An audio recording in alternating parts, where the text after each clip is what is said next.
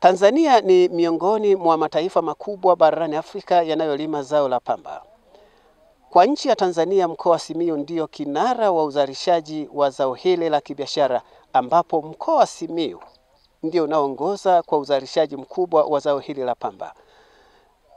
Zaidi ya 60% ya zao hili la pamba inayozalishwa kote nchini Tanzania inatoka mkoa wa Simiyu, ambapo wilaya ya Meatu ndio inayoongoza katika uzalishaji wa zao hili la kibiashara.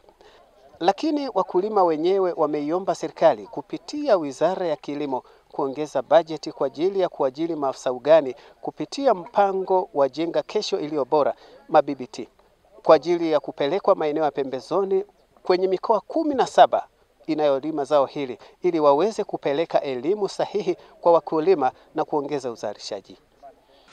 Kwa jina mimi naitwa Mabura Joseph. Ni mkulima ambaye nimeanza kulima pamba miaka ya 90. Kabla ya ujio wa mabwana shamba tulikuwa tunalima kiholela.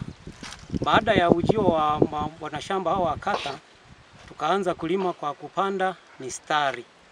Lakini hapo nyuma kulikuwa na changamoto kwa sababu baadhi ya wakulima wengi walikuwa hawalimi kwa kufuata mistari. Mimi nimeanza kulima mistari miaka ya 94. Tangia nianze kulima kwa kupanda kwa mistari, nilikuwa nafaidika vizuri sana kwa sababu badala ya kupata labda kwa hekari moja kilo 300, nilikuwa napata kwa hekari moja mpaka kilo 600 mpaka 700. Sasa baada ya ujio tena kwa mwaka huu kwa hawa BBT tumenufaika zaidi kwa sababu kwanza walikuwa wanatufikia kwenye mashamba yetu. Wanakuja moja kwa moja, na hapo nyuma wakulima wengi wakati wa kugaiwa viuatilifu wengi walikuwa ni wadanganyifu. Kwa mfano mtu anaweza akasema kwamba nimelima ekari 10, kumbe amelima ekari 2-3. Sasa dawa nyingi zilikuwa zinaishia kwa wakulima ambao sio waaminifu. Sasa baada ya ujio wa hawa BBT mwaka huu wametusaidia sana kuanzia kwenye mbegu. Maana wao hata ukisema kwamba nimelima ekari 10, walikuwa wanafika shamba hadi shamba. Wametusaidia sana mwaka huu.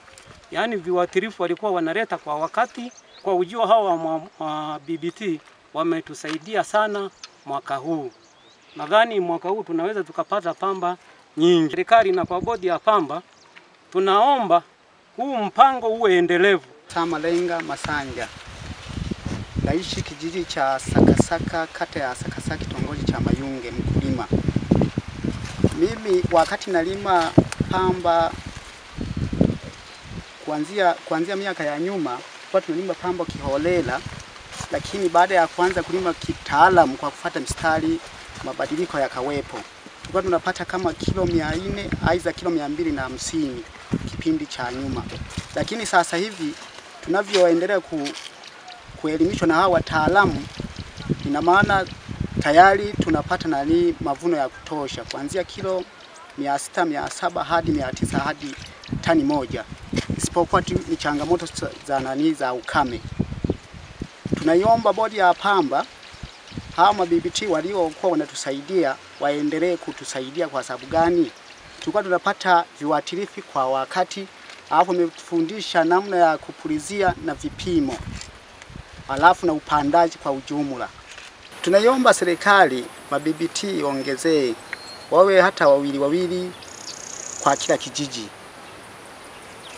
kwa sababu namna ya kusaidia kumfikia mkulima kwa wakati unaotakiwa. Sawa, nimeuliza kwa wakiongezwa serikali italeta kila eneo wengi kwenye uzalishaji wa sasa, mnadhani kama wakulima na uzalishaji utaongezeka tena? Uzalishaji utaongezeka kupitia BBT. Kwa majina naitwa Mayunga Madaha Boniface. Ni mkulima katika kijiji hiki cha Ndoleleji, kitongoji cha Bugogo. Kwa kweli mimi nashukuru sana kwanza serikali kwa kuweza kutuletea hawa wagani wa BBT, vijana ambao wamemwagwa katika kila kona ya nchi, hawa BBT. Nashukuru sana kwa sababu ni vijana ambao wameturejesha tena katika zao la pamba. Kwa sababu pale mwanzoni zao la pamba lilitaka kufa kabisa, kwa sababu tulikuwa tukilima tunapata mavuno kidogo, ila kwa sababu tulikuwa na uelewa mdogo wa zao la pamba. Sisi rai yetu ni kwamba vijana hawa waongezwe kwa wingi. Kwanza hata sisi tunawahurumia. Unajikuta huyo nani huyu kijana wa BBT kwa muda ule mnamgawana watu watatu. Naona huko anahitajika na hii kwa sababu ya tunakuwa ni wepesi sana wa kuwatafuta, kwa sababu wanatutia moyo, kwa sababu mtu unapokuwa unamuita ana respond kwa muda ambao unatakiwa, basi unakuwa anakushawishi kwa unamuita. Sasa hivi ni wakati wa mavuno. Elimu ambayo mnapeleka kwa wakulima, namna uvunaji mapema, kutokuchanganya na takataka, mapokeo yake yakoje? Mapokeo kwa kweli ni mazuri, wakulima wanafuata tunachowaelekeza.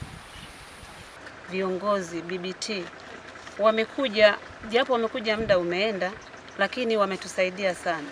Wamekuja wakaanza na mfumo kwa upandaji. Tumepanda kwa mistari, tumeshiriki nao kwenye upandaji. Kwa kweli, kusema ukweli, tunawashukuru hawa BBT, maana wameleta muonekano tofauti na zamani tulivyokuwa tunapanda. Tulikuwa tunapanda tu kwa sijui tuseme ni kusia. Kuja wanakuwa wanatufuatia kila mara na kupanda. Mfano kama hili shamba tumelipanda, tumeshinda naye BBT hapa, huyu kijana huyu mwana shamba huyu, tumeshinda naye hapa tukipanda hili shamba. Ninaamini na matunda mnayoyaona haya kwa sababu ya wao BBT. Tunawashukuru sana. Sisi wa BBT tunawashukuru sana kwa sababu walikuwa wanatutembelea kila siku kwenye mashamba yetu na kutupa elimu. Basi sisi sitasema kwamba kwanza mimi BBT nataka waendelee. Kwanza walichelewa, kwamba mwaka uliopita huu walichelewa. Tunataka mwaka huu waanze mapema ili waanze nao wakulima. Na uhakika kwanza mwaka huu uzalishaji wa pamba utaongezeka zaidi na zaidi, kwa sababu na nyinyi mshaona tu matunda alivyo. Wakati kipindi cha nyuma hapo ilikuwa changamoto ya hali ya tabia nchi iliacha mvua, lakini kulingana na hali mlioiona hii tutapata mazao mengi sana. Tutaondoka kwenye hekari kilo 200, 300, mwaka huu tutapanda kuanzia 500 kuendelea. Kulingana na hali, tunawashukuru sana sisi BBT. Tunataka waendelee. Kwa majina naitwa Nesingo Kaswahili Jongela, ni mkaaji wa kijiji cha Bulianduru, pia ni mwenyekiti wa kitongoji cha usalama. Kwa kweli hao wanaopinga labda sijaelewa kwanza wana malengo gani, kwa sababu pengine wana malengo labda kuua zao la pamba, kwa sababu zao la pamba maeneo yetu yanatusaidia sana. Tunajitahidi kusomesha wanafunzi, alafu pili tunanunua hadi mifugo. Tunanunua ng'ombe, tunazidi kununua hata mashamba pia na kujenga nyumba. Nikiripoti kutoka hapa wilaya Meatu mkoani Simiyu, Tatuma wa STV.